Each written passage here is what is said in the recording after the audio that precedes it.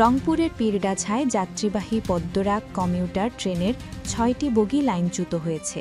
এই ঘটনায় সারা দেশের সাথে রংপুর অঞ্চলের ৩ জেলার আন্তনগর, লোকাল ও মেইল ট্রেন সম্পূর্ণ এবং ৪ জেলার আংশিক রেল যোগাযোগ বন্ধ হয়ে গেছে। ১৬ সেপ্টেম্বর মঙ্গলবার দুপুর ১২টা ৪০ মিনিটে ট্রেনটি লাইনচ্যুত হয়।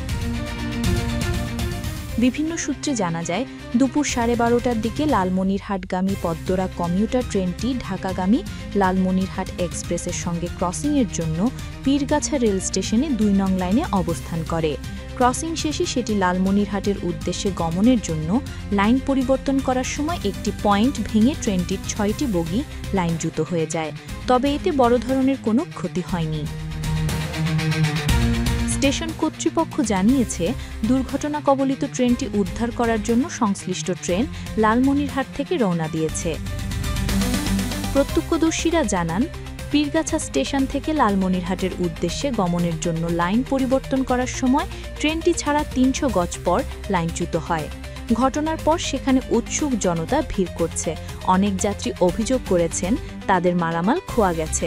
ট্রেনটিতে দুর্ঘটনার সময় ২০০০ যাত্রী ছিলেন। পদ্মরাগ ট্রেনের এক যাত্রী নূরবানু জানিয়েছেন, তিনি তার পাশের সিটে ব্যাগ রেখে বাথরুমে যান। তখনই দুর্ঘটনাটি ঘটে। পরে এসে দেখেন ওই যাত্রী আর নেই।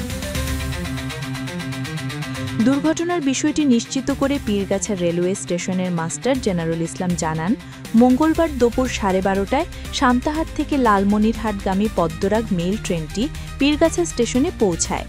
বিরতির পর যাত্রা শুরু করলে আউটার সিগন্যাল এলাকায় লাইন সেপারেটরের প্লেট ভেঙে যায়।